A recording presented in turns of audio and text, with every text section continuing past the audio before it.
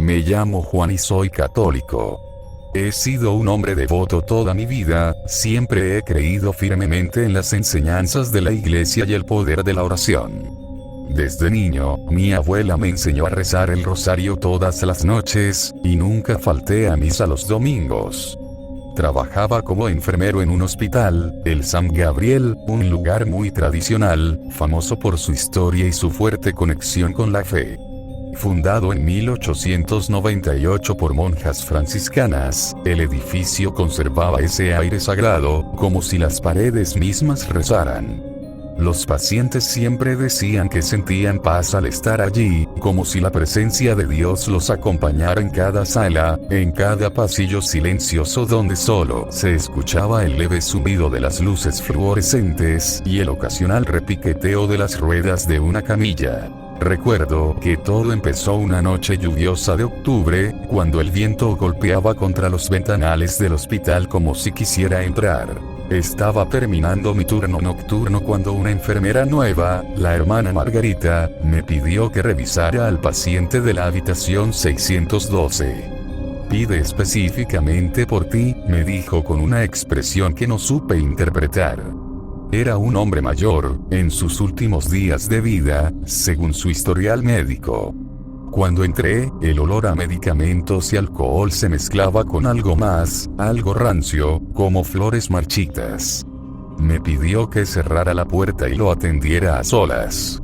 Su voz era un hilillo de aire, pero sus ojos brillaban con una lucidez inquietante.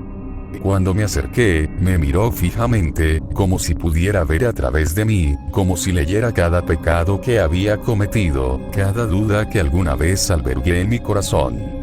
Hay algo en este hospital, algo que nunca se va, me dijo en voz baja, mientras sus dedos huesudos se aferraban a mi brazo con una fuerza sorprendente. Lleva aquí más tiempo que las monjas, más que los cimientos. Se esconde en los rincones que nadie limpia, en los sótanos que ya no usan, pero sobre todo, en el 6º piso. Al principio pensé que estaba delirando por la fiebre o los medicamentos, pero esa frase me inquietó profundamente. Me contó entonces que en el 6º piso, los enfermos más graves, aquellos que los médicos habían desahuciado, a menudo murmuraban en sus últimos momentos sobre la presencia de un ser, un ángel, que venía a visitarlos cuando la muerte estaba cerca.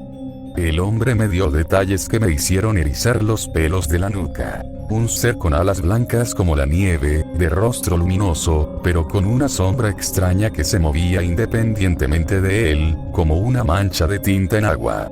Ese ángel nunca sonríe, susurró el anciano, pero cuando abre la boca, puedes ver que está llena de cosas que se retuercen. Esa misma noche, mientras conducía a casa bajo la lluvia torrencial, no pude dejar de pensar en sus palabras.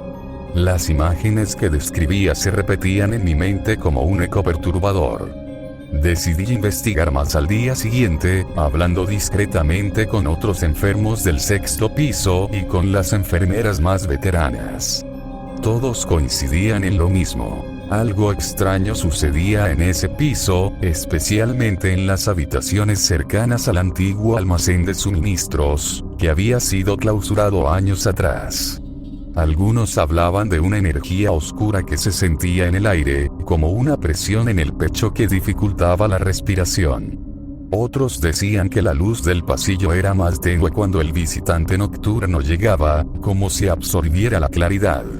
La enfermera jefe, una mujer pragmática de 50 años que nunca creyó en fantasmas, se puso pálida cuando mencioné el tema y cambió abruptamente de conversación. Yo, como católico, me sentía profundamente incómodo, pero también inexplicablemente cautivado. ¿Era posible que un ángel, un verdadero mensajero divino, rondara el hospital? ¿O tal vez se trataba de algo más oscuro? Recordé entonces las advertencias del padre Tomás durante mis clases de catequesis sobre cómo los demonios a veces se disfrazan de ángeles de luz para engañar a los fieles. Esa idea se instaló en mi mente como una espina. 3 noches después, decidí subir al 6º piso, a las 3 a.m., la hora en que según las leyendas hospitalarias, el velo entre lo natural y lo sobrenatural es más delgado. Usé como excusa revisar al señor Gutiérrez, un paciente con neumonía. Nunca había sentido tanto miedo en mi vida, ni siquiera cuando atendía víctimas de accidentes graves. El aire era denso, como si estuviera nadando en alquitrán, y cada paso que daba resonaba de manera antinatural en el pasillo desierto. Me aproximé al área más antigua del piso, donde las baldosas estaban gastadas y las paredes mostraban grietas que formaban patrones extraños si las mirabas demasiado tiempo. Las luces parpadeaban intermitentemente, y la quietud era tan absoluta que podía escuchar el latido de mi propio corazón acelerándose. Caminé hasta la habitación 618, la más alejada, donde según los rumores, varios pacientes habían muerto gritando cosas incomprensibles en las últimas semanas. Cuando entré, vi lo que nunca olvidaría. Un hombre de aspecto normal, el señor Gutiérrez, estaba sentado en la cama, pálido como la cera, temblando violentamente.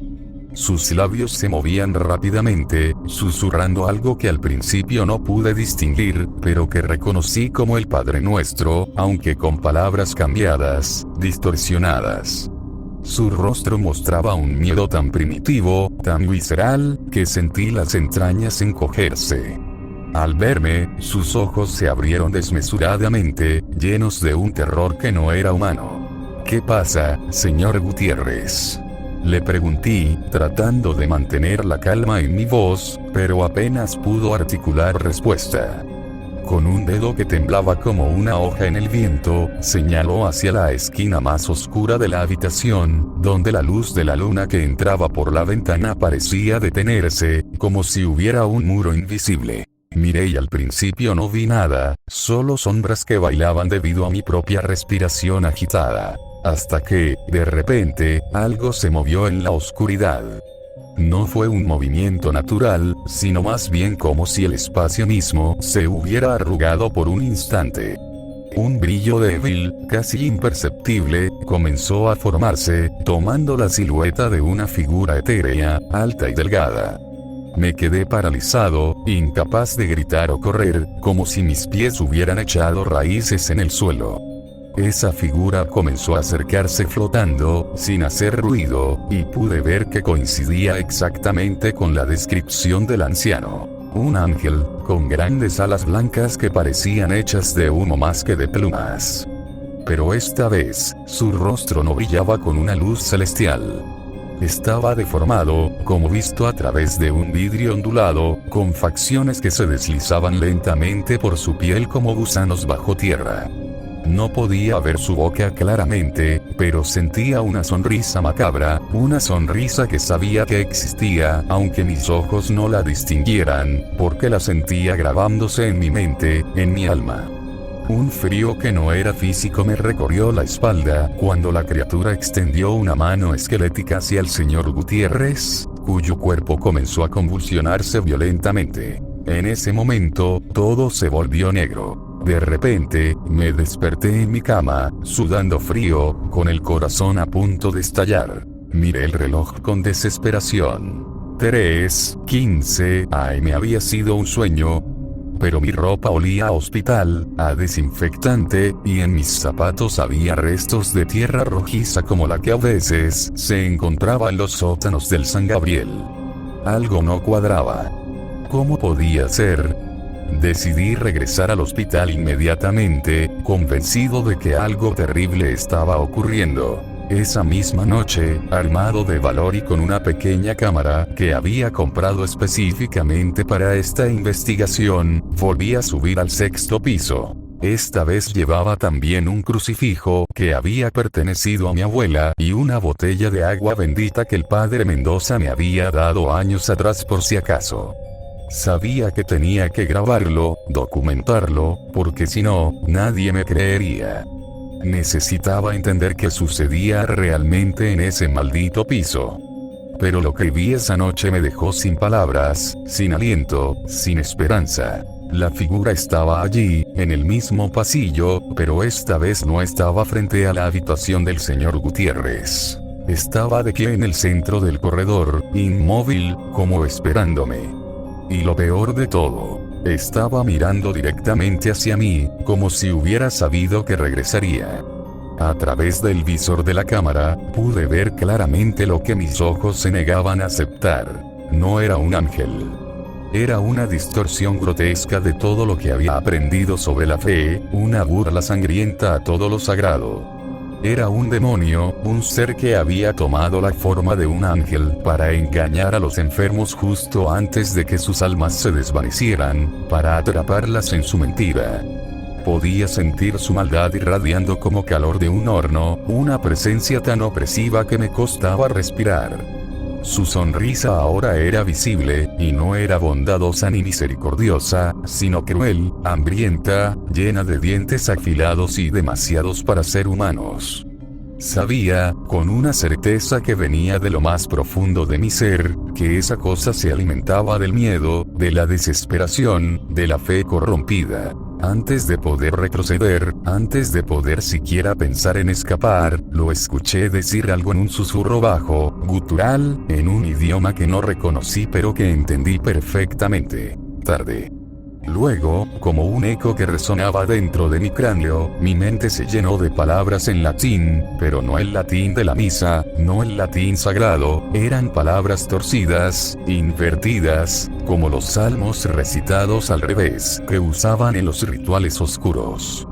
El crucifijo en mi pecho comenzó a quemarme la piel, pero cuando intenté quitármelo, descubrí que mis manos no respondían. No pude soportarlo más. Corrí por los pasillos del hospital como un animal acorralado, tropezando con mis propios pies, chocando contra las paredes.